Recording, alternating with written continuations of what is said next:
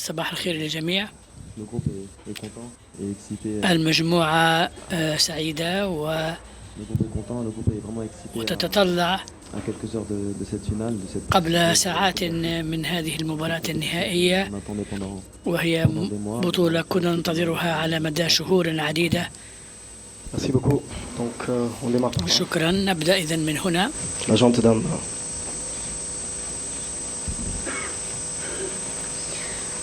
Bonjour coach, مرحبا المدرب موسى. journaliste à la radio Futur Média, Dakar, Sénégal. Alors coach, on va, comme on a eu cette question, j'aimerais bien savoir أود أن أعرف le motif de ce retard. Mais en 2023, vous avez vécu pratiquement la même situation en tant que coach de l'équipe locale. Et vous avez joué donc la finale contre le pays hôte, donc avec un public acquis à sa cause. Et cette fois-ci, on a le sentiment de vivre pratiquement la même chose en tant que coach donc de la sélection A. Vous jouez votre première finale. Et aussi contre le pays hôte. وكذلك ضد الفريق البلد المضيف، والجمهور سيكون طبعا داعما بكل قوة للمنتخب المغربي. هل سوف تستلهم من تلك المباراة النهائية التي لعبتها في 2023 لكي تنهي هذه البطولة بأفضل طريقة ممكنة؟ نعم، شكرا وشكرا. بالنسبة لتأخر الحافلة جاءت متأخرة، نعتذر عن ذلك.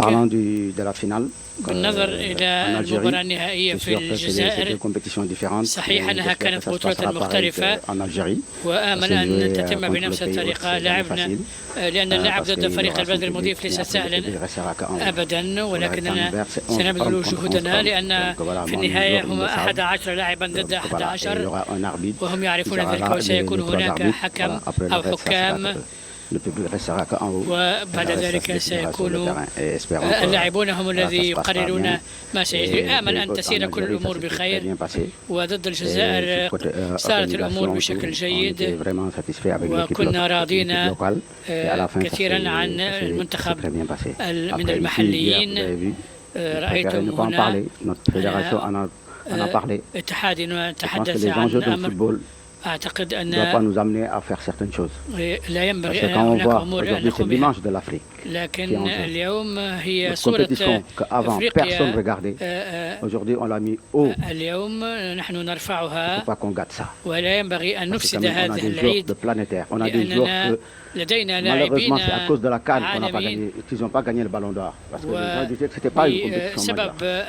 وبسبب كأس أفريقيا لم يفوزوا بالكرة الذهبية. ساديو ماني كان يستحق ذلك، لكنه قال إنها كأس أفريقيا وليست بطولة كبرى. اليوم تنظيم جيد ينبغي أن ينتهي بشكل جيد أيضا، وما حدث بالأمس لم يكن عاديا. منتخب سنغالي نتركه مع الجمهور، اللاعبون كانوا في خطر، كان يمكن أن يحدث أي شيء عندما يكون هناك أشخاص سيئو النية، ولا ينبغي أن يحدث ذلك بين بلدين شقيقين. شكرا، هذا مهم. Thank you. Just for this, before the second question, please, the photographer, you can stop now. قبل أن تطرح الأسئلة، الصحفيون ينبغي أن يتوقفوا عن التقاط الصور. Elton Mokolo, journaliste pour AMC Sport. Ma question est davantage pour Moussa Niakhaté sur le volet sportif. Le Sénégal fait 3 finales de Coupe d'Afrique des Nations sur les 4 dernières éditions. Moussa, toi qui es partie intégrante de cette équipe, comment tu peux nous expliquer ce savoir-faire sénégalais? كيف يمكن أن تفسر الدراية وحسن التصرف؟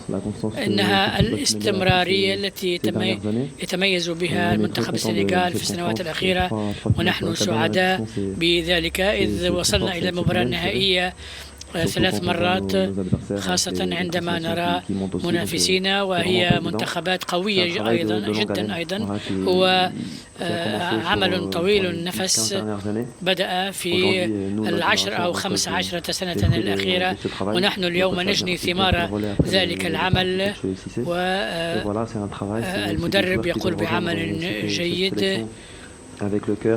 وإذا نحن نسعى إلى أن نقوم نقدم أفضل ما يمكن. كانت الأمور معقدة من قبل، وقد تعلمنا من التجارب السابقة عن كرة القدم الإفريقية. إذا نحن اليوم المنتخبات الوصول إلى النهائي هو الحد الأدنى بالنسبة للسنغال، ونأمل أن نفوز بهذه الكأس غدا. Bonjour Moussa, Xavier Montferrand de Radio France. مرحبا موسى. C'est une finale très particulière déjà parce que هذه مباراة نهائية ذات طابع خاص لأنكما المرشحان القويان وهم بلدان شقيقان، نتحدث عن ذلك كثيرا في المغرب. لكن هناك رهان. هل جئتم لتفسدوا عيد المغاربة؟ صحيح أن هذه الجملة التي قلتها لا أحبها كثيرا، لأننا دائما نتصرف في إطار الاحترام، وهذه قيمنا في السنغال، الاحترام.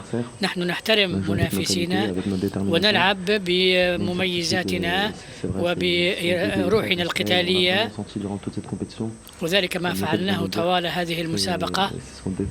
وكما قال المدرب نحن بلدان شقيقان، ولا ينبغي أن يحدث ما حدث في اليومين الأخيرين. سيكون إما المغرب أو نحن، ونحن سنبذل كل جهد ممكن لكي نفوز بالكأس، لأننا نستحق ذلك وعزيمتنا قوية. وقبل كل ذلك يظل الأمر متعلقا بكرة القدم، ونحن نعرف أن الجمهور سيدعم المغرب. نحن كلاعبين نلعب تعودنا على اللعب في مثل هذه الظروف، ونحتفل. نأمل أن نعود بالكأس إلى دكار ونحتفل مع شعبنا وعائلاتنا،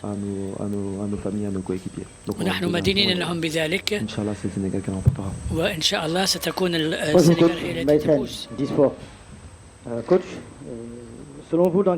حسب رأيك ما هي مجالات اللعب التي ينبغي أن تكون فيها متميزين، وما هي الرهانات التكتيكية في هذه المباراة؟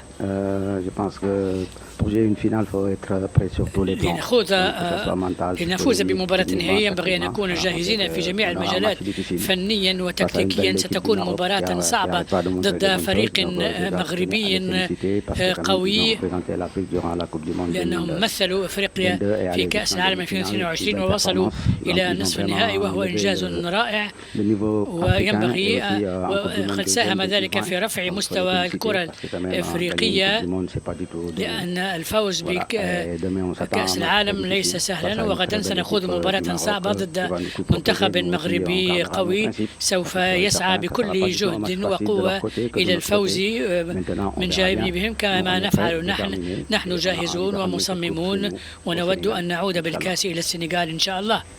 Ahmed Talal, le CTV. Coach, vous avez critiqué انتقدت التنظيم، وتعرف جيدا أن الاتحاد الأفريقي هو الذي ينظم وليس لجنة التنظيم المحلي. وبالنسبة لحضور العديد من الناس اليوم، الصحافة بشكل عام، الصحفي هو الذي يسعى إلى الحصول على الأخبار، لذلك كان هناك الكثير من الناس. وبالنسبة للتنظيم، إذا كان هناك انتقادات، شخصيا أعتقد أنه ينبغي انتقاد الاتحاد الأفريقي لكرة القدم وليس اللجنة المنظمة للبطولة. رجاء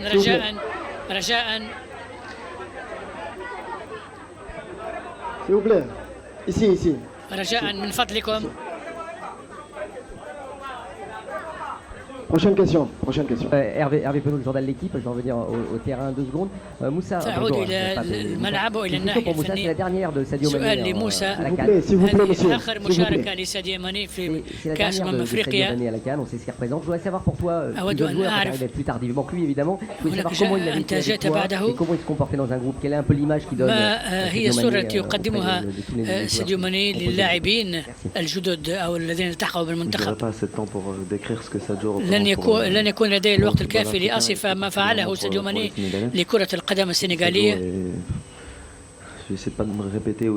أنا ربما أكرر نفسي، هو لاعب استثنائي كان يستحق الكرة الذهبية الإفريقية، وهو رجل إنسان رائع أيضا، وله شعور كبير بالمسؤولية، وخاصة بالنسبة لانضمامي إلى منتخب السنغال، وقد ساهم بشكل كبير جدا للحديث مع المدرب لوسيسي لكي ينضمني إلى المنتخب. وعندما يقوم لاعب من هذا الطراز بهذا الجهد، وبالإضافة إلى تواضعه وغياب الأنانية لديه، هذا يعرف بساديو، وهو يعمل من أجل بلده. وكما قال هو بعد المباراة ضد مصر، سيقول أنها ستكون المباراة النهائية الأخيرة في كأس أفريقيا.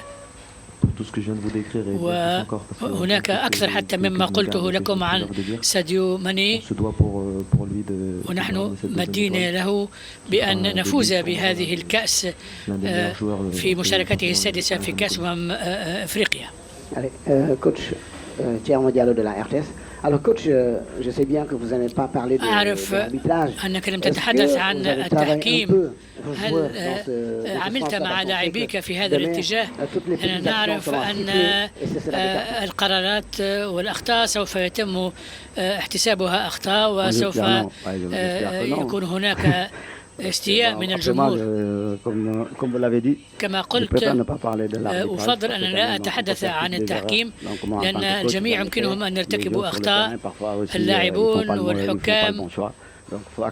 ينبغي أن نقبل أخطاء التحكيم، نحن جاهزون لذلك ذهنيا مهما حدث.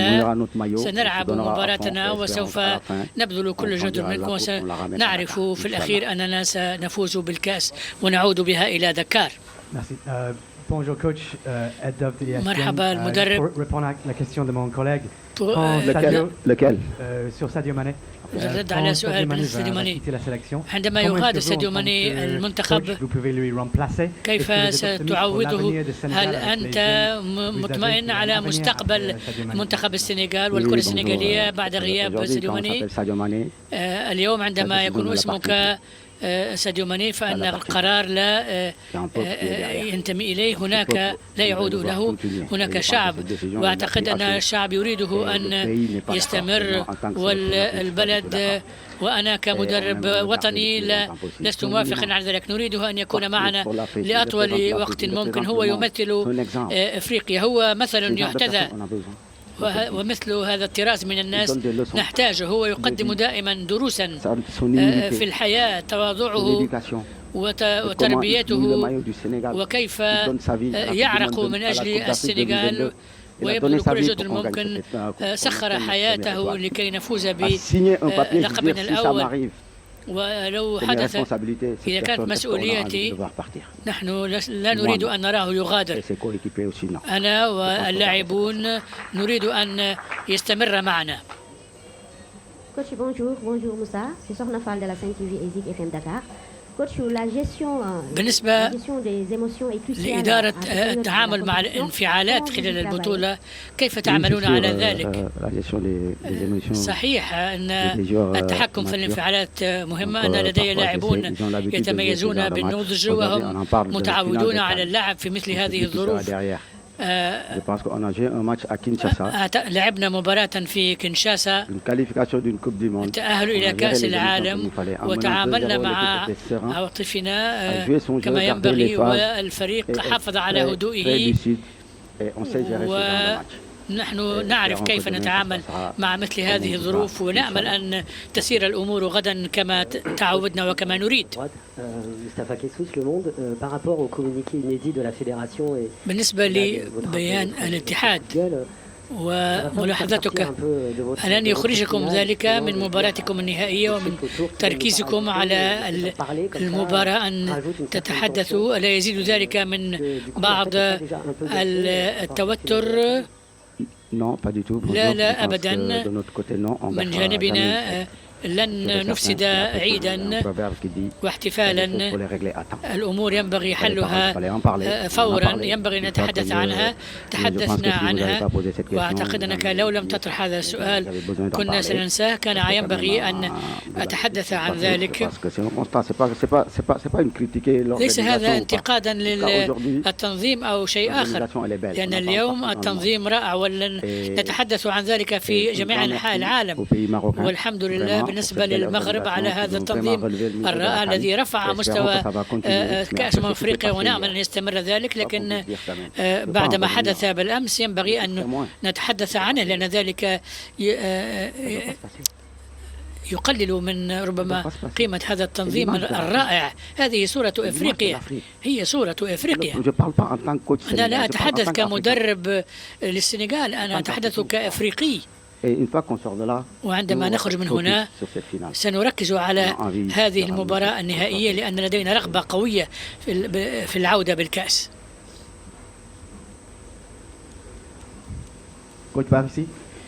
Moyabi Diabaté de la télévision nationale ivoirienne. Alors, bonjour coach, bonjour Moussa. مرحبا. Alors vous avez la lourde charge, j'aimerais pas être à votre place. أنا لا أود أن أكون مكانك. طرد كامل ينتظر لقبا منذ 50 عاما. كيف ستكون مقاربتك لهذه المباراة في مثل هذا التوتر؟ نعم صحيح، هو شعب ظل طويلا، ولكن بفضل عمله هو هنا في المباراة النهائية. وينبغي أن نشيد بعمل الكرة المغربية. ليس من السهل الوصول إلى المباراة النهائية. تعاملوا، ولكن غدا سيواجهون أسودا يرغبون في وضع نجمة أو إضافة نجمة على قميصهم.